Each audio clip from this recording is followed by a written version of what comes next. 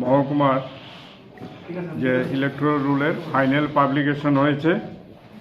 এখানে আমাদের যে ফাইনাল পাবলিশ রুলে আমাদের 4টা অ্যাসেম্বলি কনস্টিটিউয়েন্সি ভোটারের ইয়েটা আমি বলছি। 30 বাগমা এসটি অ্যাসেম্বলি কনস্টিটিউয়েন্সিতে মেল ভোটার 29,081 জন এবং ফিমেল ভোটার 29,213 জন এবং ট্রান্সজেন্ডার আছেন 1 জন। টোটাল 58,295 জন ভোটার। 31 রাধাকিশোরপুর বিধানসভা কেন্দ্রে মেল ভোটার হলো 24,350, ফিমেল ভোটার 24,758 জন। টোটাল 49,108 জন। 32 মাতারবাড়ি অ্যাসেম্বলি কনস্টিটিউয়েন্সিতে মেল ভোটার হলো 28,279 এবং ফিমেল ভোটার 27,881 জন এবং মাতারবাড়িতে 9 জন ট্রান্সজেন্ডার ভোটার আছেন। টোটাল 56,169 জন ভোটার।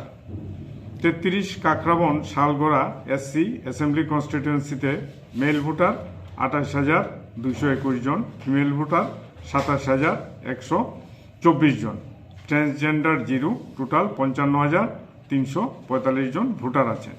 টোটাল আমার 4টা অ্যাসেম্বলি কনস্টিটিউয়েন্সি মিলে আমার 2,18,917 জন একটি ভোটার এখন ইলেকট্রাল রুলের মধ্যে আছে।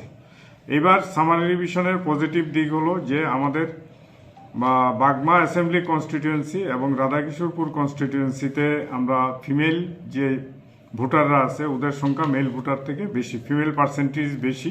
তার মানে ইলেকট্রাল রুল যেটা আছে এটা ভেরি ট্রান্সপারেন্ট অ্যান্ড হয়েছে, যার জন্য এখানে ফিমেল ভোটারের উপরে জোর দিয়ে আমরা করেছিলাম কাজ, যেটা জেন্ডার রেশিওতে আমাদের এটা অ্যাবাভ দ্য জেন্ডার রেশিও আছে। আর মাতারবাড়ি এবং কাকরামন কেন্দ্রে ফিমেল ভোটার একটু কম আছে, কারণ কিছু ন্যাশনালিটি বা অন্যান্য ডকুমেন্টের শর্টেজের জন্য এনরোলমেন্ট করা যায়নি। তো আমরা চাই প্রত্যেকটা ইলিজিবল ভোটার যারা ইন্ডিয়ান ন্যাশনালিটি আছে, পার্মানেন্ট রেসিডেন্স আছে এবং প্রাপ্তবয়স্ক, তাদের প্রত্যেকের নাম আমরা এনরোলমেন্ট করব। একটা ভোটারও যেন বাদ না থাকে। তিনটার জন্য আলাদা 3 জন না, যেহেতু টিচার শর্ট, একজনই 3টা ফর্ম দিচ্ছে। আর আমাদের বেসিক্যালি বিএলওরাই ম্যাক্সিমাম ফর্ম ডিস্ট্রিবিউট করে। হ্যাঁ, এই কারণে সংখ্যাটা এখানে একটু কম। হ্যাঁ, কিন্তু বিএলওর সংখ্যা আপনি দেখেন, বিএলও প্রতি বুথে 1 জন করে বিএলও থাকে।